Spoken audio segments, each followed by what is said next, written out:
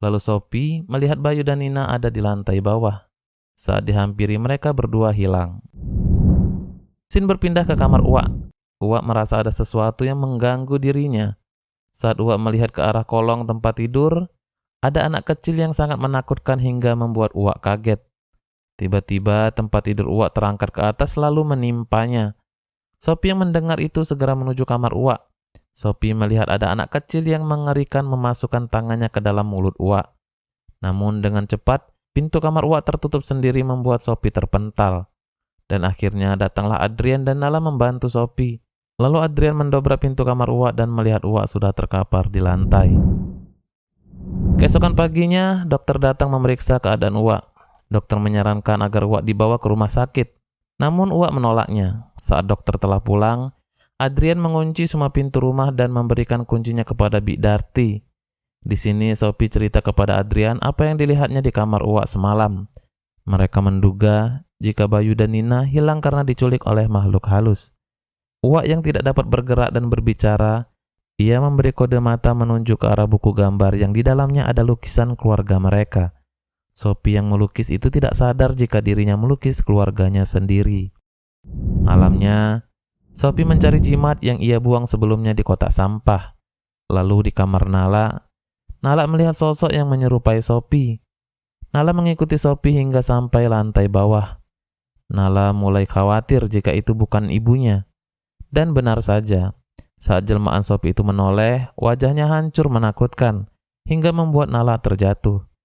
Lalu dari lantai atas, banyak kentang yang berjatuhan dan menimpa Nala.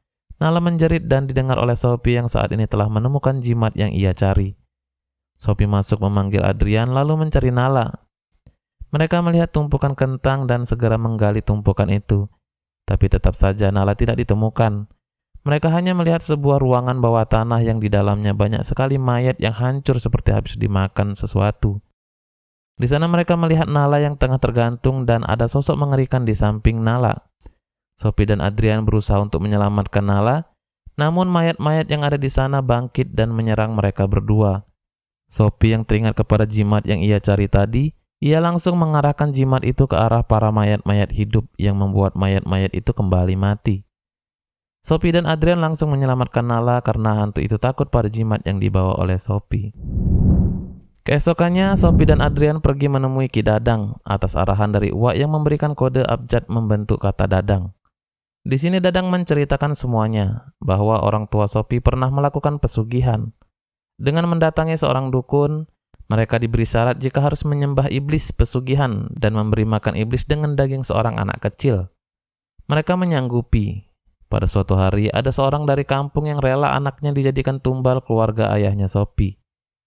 Mereka membunuh anak itu dan memasukkan mayat anak malang tersebut ke dalam wajan besar yang ada dalam gudang. Lalu orang tua Sophie memakan daging anak itu agar mereka bersatu dengan iblis. Dan akhirnya mereka mendapatkan apa yang mereka mau. Hasil kebun kentangnya melimpah membuat mereka kaya raya. Namun suatu hari, orang tua Sophie tidak mau jika anaknya yaitu Sophie menjadi tumbal iblis tersebut. Mereka menitipkan Sophie pada Uwak yang saat ini bersama Sophie dan Adrian. Hal itu membuat iblis murka, lalu akhirnya membunuh mereka berdua seperti scene awal yang kita saksikan tadi. Setelah membunuh kedua orang tua Sophie, lalu iblis itu pergi. Adrian bertanya jika iblis itu telah pergi, lalu siapa yang menghantui mereka? Ternyata itu adalah hantu anak kecil yang menjadi tumbal tadi. Hantu itu menuntut balas kepada siapa saja yang terlibat dengan pesugihan ayahnya Sophie. Di sini kita ketahui, ternyata Ki Dadang adalah dukun di mana tempat ayah Sophie meminta pesugihan. Dari itu, Ki Dadang takut jika harus berurusan dengan hantu anak kecil tadi. Ki Dadang hanya menyarankan kepada mereka berdua agar membuat ritual untuk langsung bertemu dengan hantu itu dan menanyakan apa yang hantu itu mau. Kini mereka melakukan ritual pemanggilan hantu yang ada dalam wajan di dalam gudang. Mereka menanyakan apa yang hantu itu mau. Hantu itu menginginkan orang tuanya yang telah tega memberikan dirinya kepada orang tua Sophie sebagai tumbal. Adrian dan Sophie harus menemukan ibunya, dan jika tidak, hantu itu akan membunuh mereka semua. Di sisi lain, di rumah Ki Dadang, ia merasa ada sesuatu yang aneh. Ia mencium aroma kentang. Saat akan membangunkan istrinya, ternyata di sampingnya hanyalah tumpukan kentang. Ki Dadang kaget, lalu ketakutan. Ki Dadang melihat ada tetesan dari arah atas. Ternyata istrinya telah terbunuh dalam keadaan mengenaskan. Dan tiba-tiba dari arah belakang muncul hantu si anak kecil dan langsung menembus jantung Ki Dadang, yang membuat Ki Dadang tewas seketika. Di rumah, Sophie dan Adrian menjumpai Uwak yang ada dalam kamarnya. Sophie menanyakan kepada Uwak sebenarnya apa yang terjadi. Uwak memberi kode abjad membentuk huruf jimat dan meminta memasukkan jimat tersebut ke dalam mulut Uwak. Tak lama dari itu keluar beberapa kentang dari dalam mulut Uwak. Ternyata Uwak ini kelolotan kentang. Setelah kejadian itu, Uwak kembali dapat berbicara.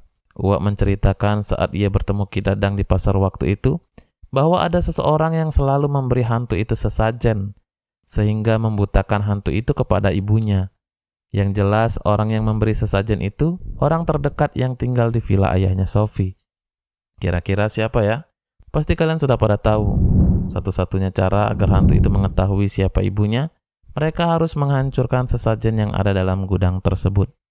Di dalam kamar, Adrian dan Nala didatangi oleh sosok yang menyerupai Sophie.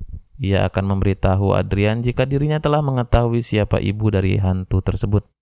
Namun Adrian dan Nala diminta untuk melepas jimat yang mereka gunakan. Kini mereka mengikuti apa yang dikatakan Sophie. Akhirnya mereka diajak ke dalam ruangan yang sebelumnya tempat Sophie dan Adrian menyelamatkan Nala. Sementara itu, Uwak dan Sophie yang asli masuk ke dalam ruangan di mana tempat sesajen itu berada. Sophie kaget melihat sesajen itu masih ada di sana, padahal sudah dibawa oleh polisi di scene sebelumnya. Mereka mengira-ngira siapakah yang membuat sesajen itu. Kini mereka berdua baru sadar jika ada Darti yang ada di rumah itu selain mereka. Scene berpindah ke Adrian dan Nala, yang saat ini mereka melihat jelmaan Sophie berubah menjadi hantu anak kecil yang menakutkan. Hantu itu mengejar mereka hingga membuat Adrian dan Nala berlari. Dan kini mayat-mayat yang ada di dalam ruangan itu kembali menyerang Adrian dan Nala. Sementara itu di gudang, Uwak dan Sophie membakar tempat sesajen itu. Dan mereka kembali ke rumah. Sophie mendengar jeritan Nala dari dalam ruang bawah tanah. Sophie segera menyusul dan menemukan Adrian dan Nala yang telah berhadapan dengan mayat hidup dan hantu si anak kecil. Nala membakar sesajen yang ia bawa, sehingga membuat mayat-mayat yang ada di sana hilang seketika, dan membuka mata hantu si anak kecil yang selama ini tertutup karena sesajen yang dibuat oleh ibunya sendiri. Hantu itu pergi, lalu Sophie memeluk Nala dan Adrian. Mereka keluar dari ruangan itu, kemudian mereka mencari Bayu dan Nina sesuai perjanjian yang dikatakan oleh hantu si anak kecil. Jika mereka berhasil mengetahui siapa ibu dari hantu si anak kecil tadi, maka hantu itu akan melepaskan Bayu dan Nina. Adrian, Sophie, Nala, dan Uwak mencarinya di tengah kebun kentang. Tiba-tiba ada rumpunan daun kentang bergerak. Ternyata itu Bayu, dan tepat di sampingnya di situ juga ada Nina. Tanpa pikir panjang, mereka segera pergi dari tempat itu. Kini giliran Darti merasakan akibat dari perbuatannya sendiri. Ia didatangi hantu anaknya dan dihajar habis-habisan. Hingga akhirnya Darti mati dengan pisau yang tertancap di lehernya. Lalu ia diseret oleh hantu anaknya ke dalam wajan besar yang ada di dalam gudang. Terlihat keesokannya warga sedang pesta makan sop kentang yang diambil dari wajan besar tersebut. Dan ada seorang ibu yang memperhatikan ada tulang dalam mangkoknya. Kemudian scene berpindah 6 bulan setelahnya. Kini Adrian dan Sophie menerbitkan novel yang mereka buat dari kisah hidupnya di rumah kentang. Dan film pun selesai. Film ini mendapatkan nilai 5,9 di IMDb. Banyak kejanggalan dalam film ini yang membuat cerita dalam film ini kurang menarik. Tapi ya sudahlah. Karena ini merupakan video alur cerita, bukan video review film. Jadi nikmati saja apa yang sudah disuguhkan oleh film Rumah Kentang The Beginning ini. Nah gimana? Jika kalian ada kritik dan saran silahkan tulis di kolom komentar, agar kami bisa memperbaiki untuk video-video berikutnya. Buat kalian juga yang mau request film silahkan tulis di kolom komentar juga. Dan insya Allah kita bakal tayangin di next video. Jika kalian suka dengan video-video seperti ini, silakan bantu like, share, dan komen agar kami lebih semangat lagi untuk menghibur kalian semua. Dan jangan lupa subscribe channel ini agar kalian tidak ketinggalan video dari channel Ruang Horor ini. Terima kasih telah mengklik dan menonton video ini. Sampai jumpa lagi. Assalamualaikum warahmatullahi wabarakatuh.